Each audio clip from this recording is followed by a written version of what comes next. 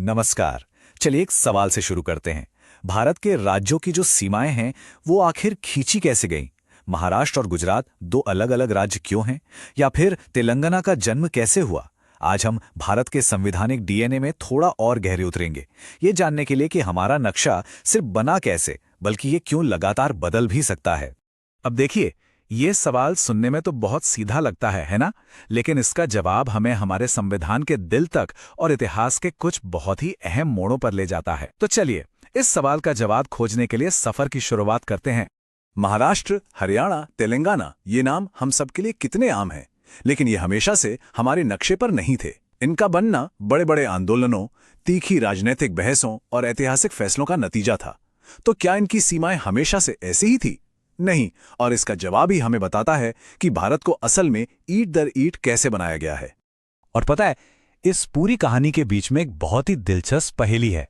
हमारी अपनी राजधानी दिल्ली, ये एक राज्य की तरह काम तो करती है, इसकी अपनी चुनी हुई सरकार भी है, लेकिन संवैधानिक रूप से ये एक पूरा राज्य है ही नहीं। आखिर क्यों? इस गुत्थी को सुलझाना भारत में सत्ता के संतुलन को समझने के लिए बहुत बहुत जरूरी है। तो देखिए, हर कहानी की शुरुआत उसकी नींव से होती है, और भारत के नक्शे की कहानी की नींव रखी गई है हमारे संविधान में। यही वो ब्लूप्रिंट है जिस पर आज का भारत खड़ा है।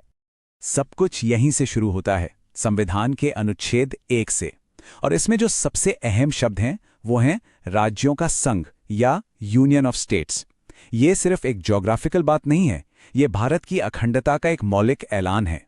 और इसके दो बहुत गहरे मतलब हैं। पहला तो ये कि अमेरिका की तरह भारत राज्यों के बीच किसी अग्रीमेंट का नतीजा नहीं है, और दूसरा जो सबसे ज्यादा जरूरी है कि किसी भी राज्य को देश से अलग होने का कोई अधिकार नहीं है। ये संघ अटूट है और स्थायी है। और ये एक line, an indestructible union of destructible states, ये पूरे सार को पकड़ लेती है। इसका मतलब ये कि भारत एक संघ के तौर पर अविनाशी है, इसे तोड़ा नहीं जा सकता। लेकिन इसके अंदर के जो राज्य हैं वो विनाशी हैं, यानी उनकी सीमाएं, उनका नाम, यहां तक कि उनका अस्तित्व भी बदला जा सकता है। और ये विनाशी राज्यों वाली बात हमें सीधे उस सवाल पर ले आती है कि उन्हें बदलने की शक्ति आखिर है किसके पास। तो देखिए, ये शक्ति राज्यों के पास नहीं, बल्कि पूरी तरह से केंद्र की संसद के पास है। संविधान ये शक्ति दो खास अनुच्छेदों के जरिए देता है। एक है अनुच्छेद 2, जो संसद को बाहरी इलाकों को भारत में शामिल करने की ताकत देता है, जैसा 1975 में सिक्किम के विलय के समय हुआ था। और दूसरा है अनुच्छेद 3, जो देश के अंदर नक्शा बदलने के लिए है, जैसे आंध्र प्रदेश से तेलंगाना को अलग करना या राज्यों के नाम बदलना। और हाँ, प्रक्रिया के लिहाज से यह समझना बहुत जरूरी है कि कानूनी तौर पर भारत का नक्शा बदलना केंद्र के लिए काफी सीधी प्रक्रिया है। इसके लिए अनुच्छेद 368 के तहत किसी बड़े संवैधानिक संशोधन की जरूरत नहीं होती। सिर्फ एक साधारण बहुमत से पास किया हुआ कानून ही काफी है। हालांकि इसके राजनीतिक नतीजे बहुत बड़े हो सकते हैं। तो ये तो हुआ संविधान का ब्लूप्रिंट, लेकिन असल में जमीन पर इसे लागू कैसे किया गया? चलिए अब थोड़ा इतिहास के पन्नों को पलटते हैं। आजादी के ठीक बाद भारत के सामने एक बहुत बड़ी चुनौती थी, और उसका पैमाना ये नंबर बताता है। 560 से भी ज्यादा रियासतें, अलग अलग आकार, अपने अपने शासक, ये सब एक बिखरे हुए नक्शे की तरह थे। इन सबको एक राष्ट्र में पिरोना नए भारत की शायद पहली और सबसे बड़ी परीक्षा थी। सोचकर देखिए उस स्थिति को। हर रियासत के पास 3-3 विकल्प थे। इससे जो अराजकता फैल सकती थी, उसे सरदार वल्लभ भाई पटेल और वीपी मेनन जैसे नेताओं की दूरदर्शिता और दृढ़ता ने रोका। इन रियासतों का भारत में मिलना एक असाधारण राजनीतिक और कूटनीतिक जीत थी। अच्छा, एक बार जब रियासतें भारत का हिस्सा बन गईं, तो एक नई और बहुत शक्तिशाली ताकत सामने आई, भाषाई पहचान। अब चुनौती राज्यों की अंदरूनी सीमाओं को फिर से खींचने की थी। पूरे देश में लोग अपनी मातृभाषा के आधार पर राज्यों की मांग कर रहे थे। ये मांगें कभी कभी हिंसक भी हो जाती थीं।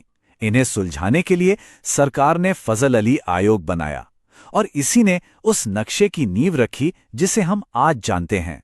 ये टाइमलाइन हमें साफ साफ दिखाती है कि भारत का नक्शा कोई रुकी हुई तस्वीर नहीं है, बल्कि एक चलती हुई फिल्म की तरह है। 1956 के बड़े पुनर्गठन से लेकर 2014 में तेलंगाना के बनने और 2019 में जम्मू कश्मीर के पुनर्गठन तक राष्ट्र को आकार देने की ये प्रक्रिया आज भी जारी है।